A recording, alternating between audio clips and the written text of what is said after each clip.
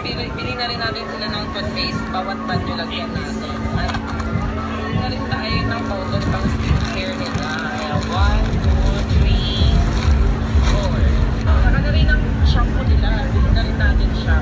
Sila. Malaki na. Malaki. So, kuha na rin tayo ng mga shampoo ng mga endorsers natin. Ayan, ito wala na malaki. Okay, ito naman guys. Halsog na lang yung isa. So, ayan, grabe. Pati shampoo, pati ano, lahat na. So, ayan, bili tayo ng mga soft drinks. So, ayan, bibili na rin tayo ng mga soft drinks na makalaga. Para sa pagkaro, yan, pang-pang. So, ayan na, kumakuha na si Mama Sai ng mga coke. Medyo kinalupili ko si Siri dahil. Ayan, tang napasa yung endorsers natin. Pati pagkakot, diba? O, ayan. Parang hindi na ako lalabas. Miko, naman sila mga tatlong platang for may chocolate pa sa ayan, baka na rin ng mga chocolate. Ayan, yay. Ayan, kuha na rin tayo guys ng Toblerone. Kuha na rin tayo ng ano nila, mga Pringles. Kuha na tayo Not gatas. Ayan na, ang dami nilang caramel.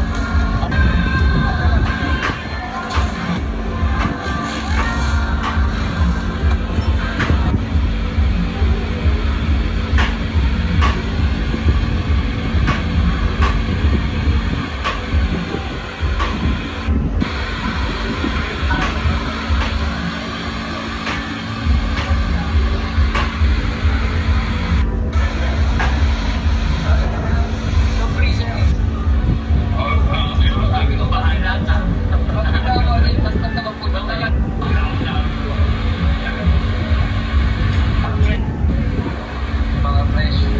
Isip pa mga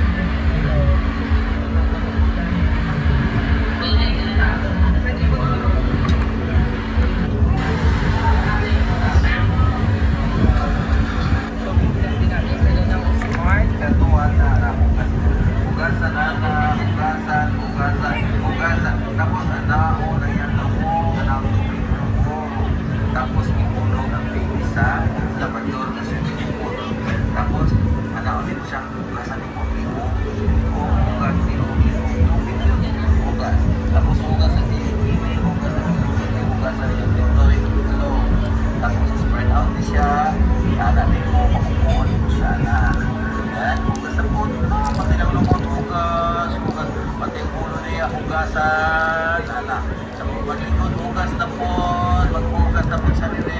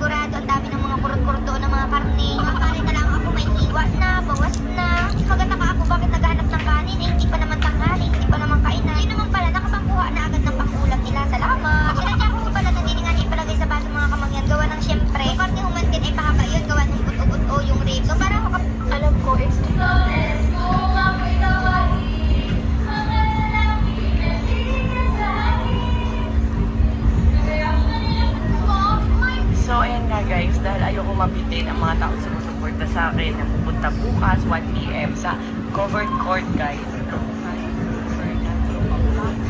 Pupunta po kami ngayon ng mall para bumili pa ng worth 100,000 na grocery additional dahil ayoko talaga mabilin.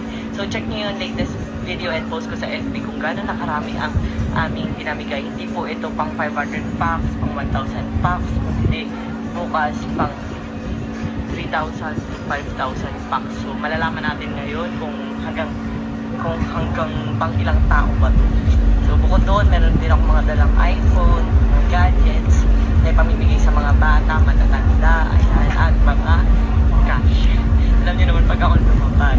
So kaya dati ka talaga sa Palawan guys, super onti nang nadala. Hindi man onti kasi 100,000 din talaga yun. Pero yun nga, malayo kasi at hindi ako pwede magdala ng truck.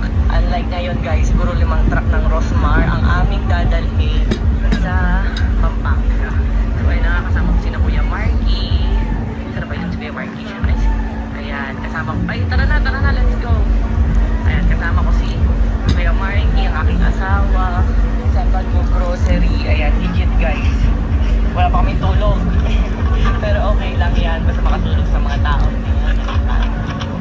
Kita-kits naman. So, ayan, nandito na kami sa, ano nga ba ito? Ayala Mosery. Kasama ko si Kuya Marky, aking asawa. Nandun din. Ayan na, go. Sa pagko. Ayan, Dora. O, kanya-kanya ng card. Madami-dami tayo. Target unlock. Ayan na, mga dilata at noodles. Kita na tayo guys. Ayan na, ready na. Attack na, dali. Ayan na, attack na. Kuha na kayo. Oh, attack. Oh, attack na. Lagay na, lagay. Ayan. Ayan. Kahit ano. So, ayan nga guys. Hoy, akala ko ba platonic friendship lang yan? Eh, bakit na-fall ka na? Ayan ka na naman eh. Sinasabihan na kita eh. Platonic, ayan tuloy. Nahuhulog ka na eh. Gumising ka na. Baka hindi ka type niyan. Hoy, akala ko ba... Paano ko nga ba napalago yung 500 pesos na kulang? Hello guys, it's me Erica at what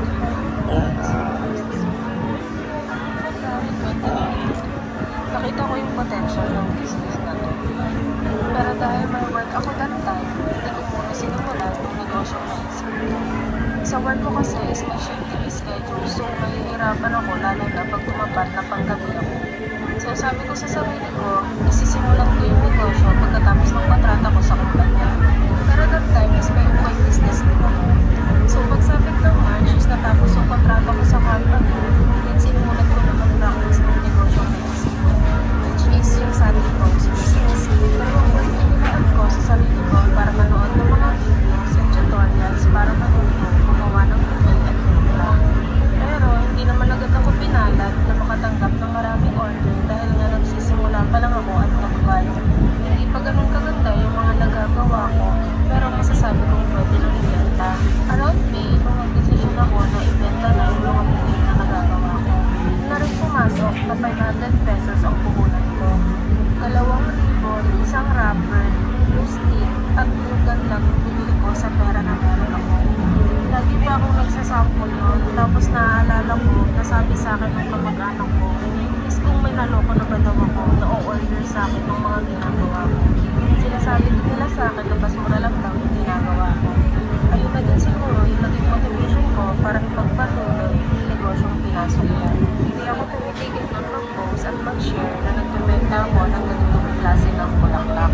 And around food is wala talaga or iilan-ilan lang yung order sa akin. Kaya nag-decide ako maghanap ng work. Hindi naman ako natanggap kaya hindi na rin ako tumuloy maghanap pa. Tanda ko pa nung birthday ko, wala akong pambili ng cake man lang. So yung kapatid ko yung sumagot ng cake ko. At ang tanging birthday wish ko lang yung that time is pahingi ng sign kung tama nga ba yung landas na tinatahak ko. Few days after ng birthday ko, is nag-viral bigla yung video na ginawa ko. At doon na nga pumasok yung maraming order sa akin. By the way, kaya nga pala lumago yung 500 pesos ko is kapag may bumibili sa akin is hindi ko talaga ginagastos. Tinatabi ko siya para ipambili ng panibagong ribbon para makagawa ng iba't ibang flower. Dahil nga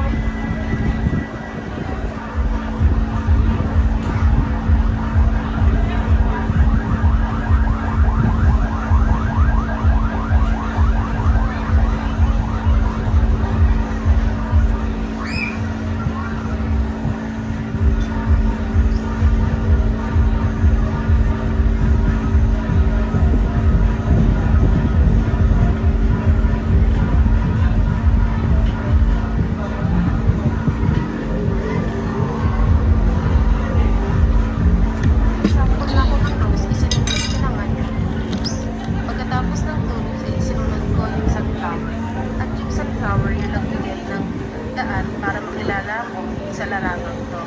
Mula noon hanggang ngayon, hindi naman ako nawawala ng customer sa loob ng isang araw. Dahil sa business na to, is nakakapagpunta ako ng mga gamit at naipupot ko na rin ang sarili ko. Hindi ako nang mabuhay nang walang suporta ng ibang tao. Yun lang guys, sana na-inspire ko